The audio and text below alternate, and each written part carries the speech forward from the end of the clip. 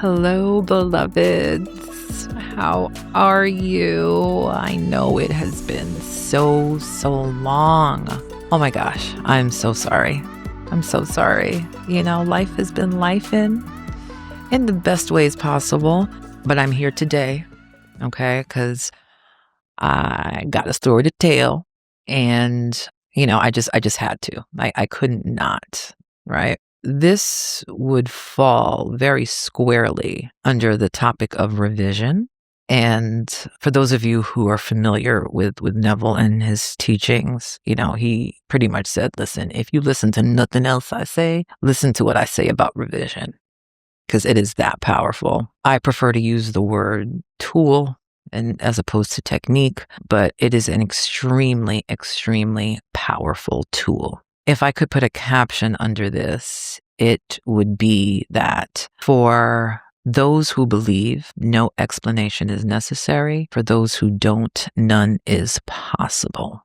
Okay. So the last time I was here doing a solo was back in November. And I think I had shared with you all about a family member who got a diagnosis. So I'm here to talk about that with, having received full permission from this family member to share this because it's important just to really show you how powerful you are, who you truly are. That is what is powerful. So still keeping anonymity and some vagueness around stuff to give a little bit more insight and context to what had occurred is that this family member was diagnosed with cancer, stage 4. And there were 2 masses. It had metastasized on 2 separate organs. And there was even some question of it having spread to some other systems in the body. And of course, like I shared, when I received this news, it was very jarring. Definitely had a human reaction, but I was very firm, very, very firm in that I was not accepting this. I'm not. I'm going to jump ahead a little bit in that today. I was talking to my oldest sister friend in terms of, not that she's old, but the friend I've had the longest.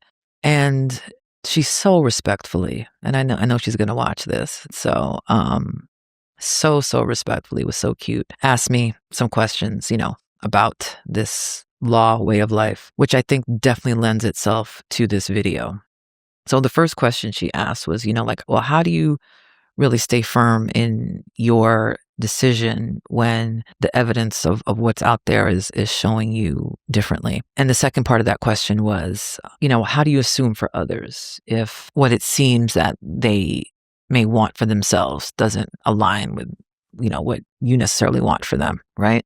Which doesn't quite fit in this particular scenario, but it's still an excellent question, right? And definitely is food for fodder when we're talking about revision. So back to this story. Last Friday, it was Friday, I was on the phone with this family member. I was actually here in my office doing some work. And we were talking on the phone. And this family member, who's a little bit older, right? So not as tech savvy, has entrusted me to be able to see like their patient portal stuff, right? And my email is one of the emails that are linked to this. So whenever there's any kind of update, I get an email. And this person has a very extensive, had a very extensive career in the medical field. So I'd get something like a test result or whatever, see it, and then they'd be able to decipher it. So last week, there were some tests that were done, 3 to be exact. And I'd gotten an email about one of them and, called this family member. And,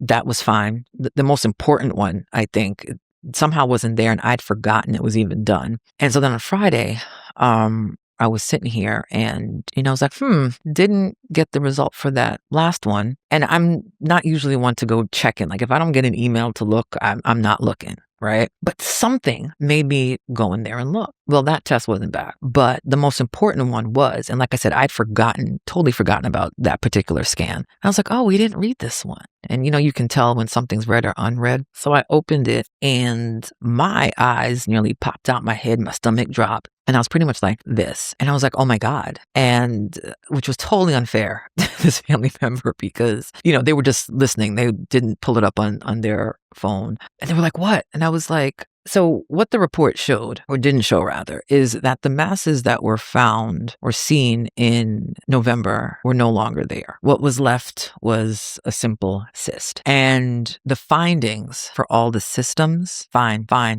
Nothing remarkable, nothing. Even the other parts that there was question of, did it spread here? All is well. Now, this person has had a subsequent visit, I believe. And there's, still some 3D real world, 3D, let me say, stuff, to be done, but it's gone. All right. And I'm sticking to that.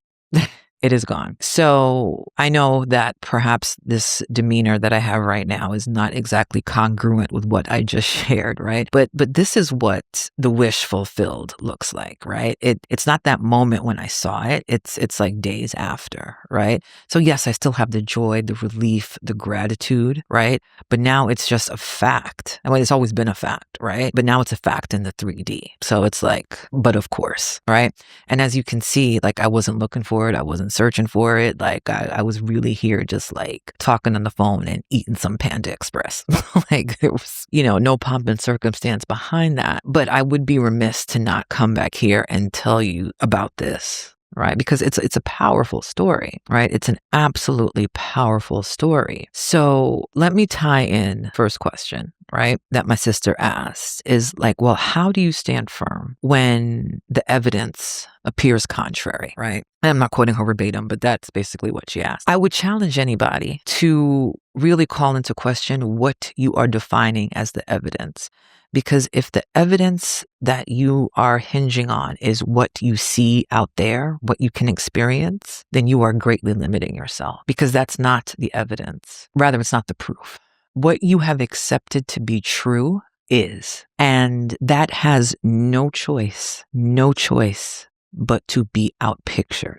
So to make it even more personal, if I needed to ground myself, the one question that I would come back to is, what do I have to lose? And you could also ask yourself, what do I have to gain, right? If I don't stand firm in this decision. Invariably, the answer is going to be too much for either question, right? And again, I said this in the last video about this. It wasn't coming from denial. Like I wasn't in denial about anything, I think we can all agree that the human body is going to have an appointment with death that it cannot be late for, And I have experienced death many times, up to and including my own father. But there was no peace to be found. There was just something not aligning with this. I'm like, no. And it wasn't for being selfish, wanting this person to stay alive longer. It wasn't, yes, that's always the hope, but it wasn't coming from that space. It was just like, nah, this isn't making any sense. No, I'm not accepting this. But when I asked myself that question, because there were times when I had to ask myself that question, right? Because I still had to sort of dance with the 3D. Like, I had to have conversations about this. I had to do certain things, right? I wasn't going to run away from that, but I wasn't willing to give up my connection to this person. And there's so many experiences and memories to be made with this person. That's what I had to gain. And that was more real to me than any fleeting emotion of fear or doubt or anger or whatever. And it also goes to show that being in a state doesn't mean that you are going to be feeling these high vibe emotions all the time. I would venture to guess that I've experienced every possible emotion in this state of knowing that this is done. It's revised, whatever, but it was not going to be a main character in my life anymore or in this person's life. That's what brought me back if I ever felt like I might have been entertaining other things too much.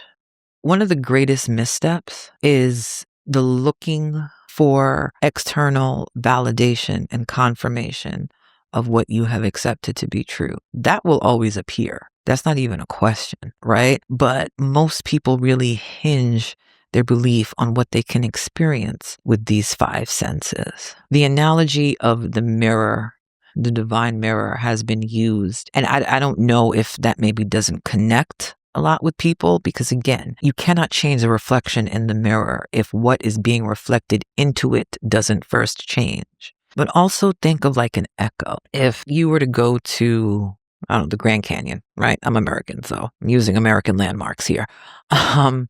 and you were to scream into the canyon, ABC, you are not going to hear XYZ.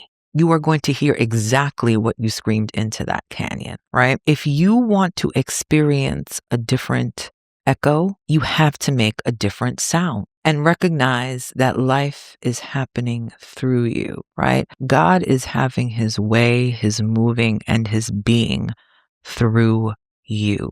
So, or who you think you are. This vehicle of Tanya understands that there is nothing that she can do but to accept what God has already said is true.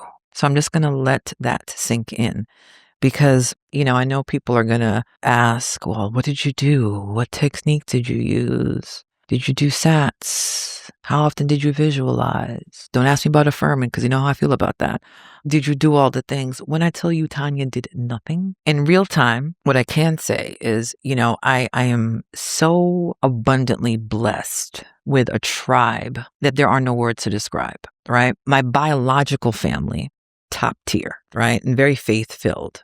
So all the traditional prayers and all that stuff, right? And then I have which I also consider family, like absolutely amazing friends, friends who have gone through their own hardships and sorrow, who still, found it no robbery to show up for me. People who have just come into my life, very recently. Shout out to Sketch Media. Shout out to Michael Middleton, my trainer. People who just love on me. And I'm talking about all corners of the earth, right? From Hawaii, Florida, Georgia, all the Carolinas, New York, Jersey, Pennsylvania, the UK, Japan. I mean, the love and support has been endless, right? Again, a reflection of the love that we all are. Right. So I am forever grateful, right, to the seeming others in my life. But even with all that love and support, if I didn't stand firm like a tree by the water, let me not preach today, but if I didn't stand firm, then I wouldn't even be here telling you this, right? And again, it was nothing that I did. It was nothing that I did. It was just accepting the truth. And really, this is the same for absolutely anything, right? I also had a very, very wonderful conversation with a dear, dear, dear friend in this community who will be on this podcast. Just got to work that out. I know y'all are going to love that if you've been around this community for a while. But things that she had said to me in the beginning when I shared this, that really inspired me and really helped bolster this revision for me. Some things that she shared with me and, even a conversation we had this past weekend and just everybody, right? I'm not going to sit here and go down the line because I don't want to forget anybody and then people come from my neck and all that stuff. But so that's what Tanya was doing, just being loved on, right? Just being loved on, supported, checked on, being allowed to share and emote as I needed, right? But at the root of all that just came the faith in this revision. Even the doctor was like shocked. And, there's still some real world stuff, medical stuff that needs to, I'm not going to take away from the medical profession. I can revise things and whatever. I'm just going to keep my mouth shut on that. But, I stay in my lane. I believe in staying in my lane. Tanya came here as a licensed clinical social worker, and that is how she's going to leave this earth. I am not a doctor. I am not a nurse. I am going to let the people do what the people do. But the second part of this question, which I think is the second question that she asked, which I think is very important to revision also, is, well, how do you assume for people if what they seem to want for themselves doesn't align? Listen, like Neville said about revision, if you don't listen to anything else, listen to this, right? I'm going to say this till I am blue in the face, and I'll keep on reminding you to really forego the illusion of separation. Because the ego, and I'm not trying to bash the ego, we need the ego to have this human experience. God needs the ego to have a human experience because God so greatly wants to know what it's like to be human, right? Clearly, because he's been doing it since the dawn of time. So there is no separation. Now, there is obviously the seeming difference between different people, right? Different bodies. Like, I am not this remote for my floodlights here, but it is still God expressing himself in all these things and all these people. It is one mind. that has been multiplied infinitesimally. So there is no separation. What gives you the experience, right, is the ego, your self-concept. Let me be clear, because this is something else that is completely bastardized in this community. Your self-concept is not your self-esteem. That is part of it, but that is not what it is. Maybe the word self is what throws people off, but your concept of self is everything that you have assumed to be true and the reality that you navigate, including the people in it. Fun fact, one of my favorite shows of all time is Lost. That is part of my self-concept. My favorite color is blue. That is also part of my self-concept. That is what shapes the experience that you have and that you see. I know it's a hard pill to swallow, but if you can lay the ego aside and stop looking at this from your logical human mind, right? Because the logical human mind is the one who's like, oh my God, everything's happening through me. That's too much. Like, am I to blame for everything? Blah, blah, blah, blah. Shut up. Shut it up. Quiet and listen to what I'm saying. This seeming human mind and everything is a dream in God's imagination. Okay. So the separation that we see ultimately, right, is for you to recognize the oneness in all. And in another deeper video, perhaps I will go into the seeming appearance of what this family member had and how that relates to the consciousness that I experienced, right? Story for another time. But everyone is always playing the part. It's God, right? Playing every single part. And that's another tough pill to swallow, because I think there are people that we may not really care for, or people who do really heinous things. But I have to break it to you gently that it's still God playing all those parts. Nothing exists outside of God. How people show up is completely based on you. And the last thing I'm going to say about that, and wrapping up this video, is that the nuance there, right? And maybe I'll make another video about this, is that people think that it is an exact ratio, a tit for tat, right, as to how someone may show up, right? So if you know yourself to be a very kind person, very sweet, very giving, very loving, all the things, right? And somebody shows up in your awareness as completely opposite, that doesn't mean that you have suddenly changed, or even that you have assumed that about that person, right? It could very well mean, and very often does, if you are firm in knowing who you are, right, that things have an appearance of a certain way because it's working towards your good, you know? So like something I revised years ago about a work schedule, and someone, had a schedule that I wanted and was just getting increasingly nasty to me, like increasingly nasty. And I'm like, do you know who I am? Like, what? Like, how dare you be this rude? But you know what? The person ended up getting fired. And then I slid right on into that schedule. And this person was fine. Went on to bigger and greater things. And we eventually made up and became like this and stuff like that, doing absolutely well. So, it wasn't to that person's detriment that I got what I wanted. But my point is, if you just trust and know, basically what I'm saying is, if you just trust and know what the end is, then the seeming appearances are not going to faze you and move you around like a pawn on a chessboard. And I know that sometimes that can be, or has the appearance, right? I use that word a lot because everything is an appearance. Easier said than done, right? You want to revise, a financial situation, right? But it looks like you're playing with monopoly money. I understand. But again, it's where are you placing your faith, and I tell people all the time, and I know it comes from love when, people are just like, this is coming for you and that's coming for you. No, it's not coming. It's already here, sweetheart. Because if I hang my hat on thinking that something is coming, when is it ever going to get here? If you tell me that something is coming and you give me no end date, then can I be mad if it happens 50 years from now? You know what I'm saying? I don't believe in it's coming. It's already here. But my refusal to believe it, like Neville said, is what gives it the appearance of being unseen. I know that this helped some people. I know that it touched some hearts because that is what I do. That is what I do. In working with me, and I have to shout out little shout out. She knows who she is. This is not her real name, but my client Keisha. And that was also a very big part of what I was engaged in during this time. Working with her, it poured so much into me, right? Because again, through the oneness, I saw myself in her. And I mean, she's just an amazingly sweet, kind, loving human being. But that also, brought me back, right? Because I'm never going to BS anybody. Like whatever comes out of my mouth is always the truth, right? It's always what I have experienced. Anybody who might have grew up in church, they say the word always comes to the pastor first, right? So a lot of things that I'd be saying to her, I was saying to self, right? Which really that's what it is, right?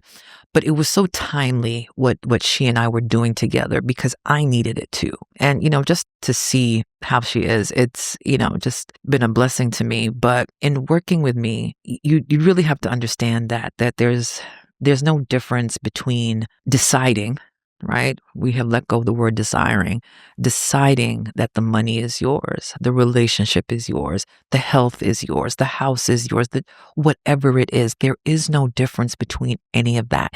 Even a free cup of coffee, because it's all the same to God, right? Obviously, a free cup of coffee is it's not as important to you, right? And it's okay to desire or decide things that are more important to you. You don't have to let go of that, right? But there's no difference in the decision. There's no difference in living as that person for whom it is already true. There's not a whole lot to do working with me other than to just be, live your best life, surrender, let life just unfold. That's all I got. Thank you for coming to this TED Talk. Any info that you want from me, they're in the show notes. Or if you're watching this on YouTube, they're in the description. Send me some love, shoot me some questions for anything else you may want to see. And I'll be happy to do that. I am going to skedaddle because I believe I've talked enough, but I love you all. I love you all. The love that I've been getting has just been so overwhelmingly wonderful. It really lights me up. So I thank you. I thank you. I thank you. I thank you. It will not be this long the next time you see me or me and Marnie or me and anybody. I have things lined up or things in my head lined up. I got to ask the people, but they'll say yes. So more to come on that, but y'all be blessed and I love you.